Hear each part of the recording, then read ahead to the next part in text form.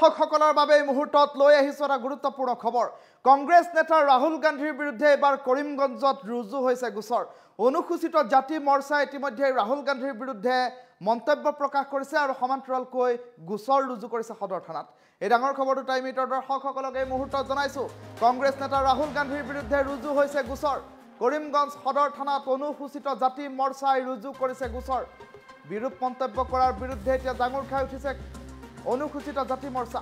বিদেশৰ মাটিত ভাৰতীয় ভূমিপুত্ৰ আৰু বিভিন্ন জাতি জনগোষ্ঠীৰ সম্পৰ্কে বিৰূপ মন্তব্য কৰাৰ অভিযোগ উত্থাপন হৈছে ৰাহুল গান্ধীৰ বিৰুদ্ধে।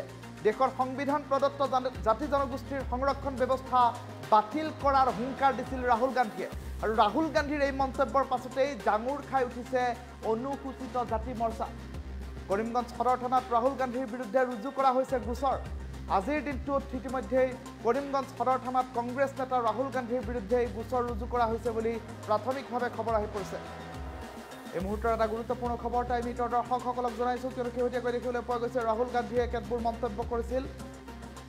বিদেশৰ মাটিত ভাৰতীয় ভূমিপুত্ৰসকল আৰু সমান্তৰালকৈ কেতবোৰ জাতি জনগোষ্ঠীয় সংগঠন সন্দৰ্ভত গুৰুত্বপূৰ্ণ মন্তব্য কৰিছিল, যি মন্তব্য এতিয়া বিৰূপ মন্তব্য বুলি আখ্যা দিছে একাংশ দল সংগঠনে। আৰু তাৰ মাজতে দেখিবলৈ পোৱা গৈছে এতিয়া জাতি জনগোষ্ঠীৰ সম্পৰ্কে বিৰূপ মন্তব্য কৰাৰ বিৰুদ্ধে এতিয়া অনুসূচিত জাতি মৰ্চা জাঙুৰ খাই উঠিছে। আৰু সমান্তৰালকৈ আজিৰ দিনটোত সেই মন্তব্যৰ বিৰুদ্ধে অনুসূচিত জাতি মৰ্চাই গোচৰ ৰুজু কৰিছে কৰিমগঞ্জ সদৰ থানাত। কেতবোৰ দৃশ্যাংশ এই মুহূৰ্তত দেখুৱাইছোঁ। ৰাহুল গান্ধীৰ মন্তব্যৰ বিৰুদ্ধে এতিয়া জাঙুৰ খাই উঠিছে অনুসূচিত জাতি মৰ্চা। আৰু সমান্তৰালকৈ কৰিমগঞ্জৰ সদৰ থানাত ৰাহুল গান্ধীৰ বিৰুদ্ধে ৰুজু কৰিছে গোচৰ।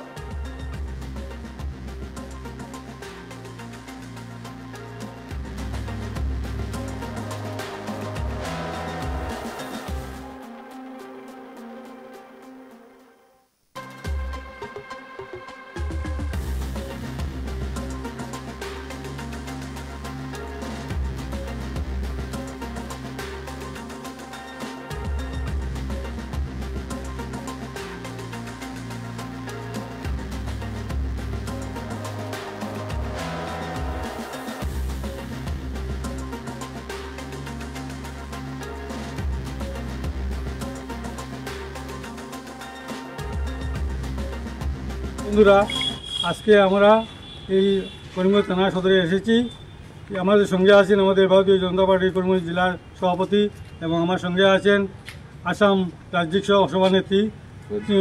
সভানেত্রী মুন স্বর্ণকার মহোদয়া। তার সঙ্গে আমাদের আছেন রাজ্যিক দুজন সদস্য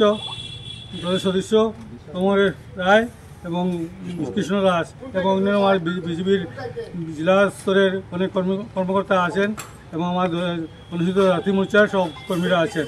আজকে আমরা এখানে সমবেত হয়েছি, একটা এজাহার দিয়েছি মানে রাহুল গান্ধীর বিভ্রান্তিমূলক উস্কানিমূলক এক বক্তব্যের বিরুদ্ধে। তিনি যদি সিংহাসনে সেই কংগ্রেস সরকার আসে তবে তিনি এসসি রিজার্ভেশন উঠিয়ে দেবেন, যেটা সংবিধানের বিপক্ষে চলে যাচ্ছে। সংবিধানের নিয়ম বহির্ভূত তিনি বক্তব্য রাখছেন, যার জন্য আমরা সহ্য না করে তার বিরুদ্ধে আমরা এজাহার দাখিল করছি। কংগ্রেসের নেতা রাহুল গান্ধী মহাশয় উনি বিদেশে গিয়ে যেভাবে সংরক্ষণের বিরুদ্ধে কথা বলেছেন, এটা খুবই অপমানজনক। আমরা ওনার এই বক্তব্যের তীব্র নিন্দা জানাই। তার জন্য আজকে ওনার বিরুদ্ধে এজাহার দাখিল করা হয়েছে। উনি যদি অতি সত্বর এই ওনার বয়ান উনি প্রত্যাহার না করেন তাহলে ভারতীয় জনতা পার্টির এসসি মোর্চার আন্দোলন চলবে। ইতিমধ্যে আমরা এজাহার দাখিল করেছি। আগামী দিনে ওনার বিরুদ্ধে আরও তীব্র আন্দোলন গড়ে তুলব। অনেকদিন থেকেই দেখতে পাচ্ছি কংগ্রেসের নেতা প্রাক্তন কংগ্রেস সভাপতি রাহুল গান্ধী, বর্তমানে এলওপি, উনি ভারতবর্ষকে বিদেশে গিয়ে যেভাবে বদনাম করছেন, তৎসঙ্গে এই যে আমাদের রিজার্ভেশন পুরো উঠিয়ে দেওয়ার যে মন্তব্য করেছেন, এটা সত্যিই খুব দুঃখজনক।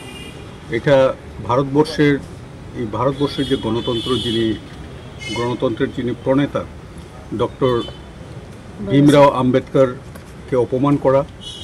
তার জন্য আজকে আমরা এসসি মোর্চার, তফসিল মোর্চার নেতৃত্বে, জেলা এবং রাজ্যের নেতৃত্বে এবং আমাদের সাথে আমাদের জেলা সভাপতি সহ আমরা যারা আছি, আমরা আজকে রাহুল গান্ধীর নামে একটা এফআইআর করেছি থানাতে এবং আমরা দাবি করেছি যে রাহুল গান্ধীকে অতি সত্বর গ্রেপ্তার করে তার যাতে বিহিত ব্যবস্থা হয়, উনি রিজার্ভেশন নিয়ে এবং তফসিল সম্প্রদায়ের মানুষকে নিয়ে ভারতবর্ষের যারা আরও পিছপড়া যে জাতি আছে তাদের সম্বন্ধে যাতে এই ধরনের মন্তব্য আর ভবিষ্যতে না করেন তার বিহিত ব্যবস্থার জন্য আজকে এফআইআর দায়ের করা হয়েছে।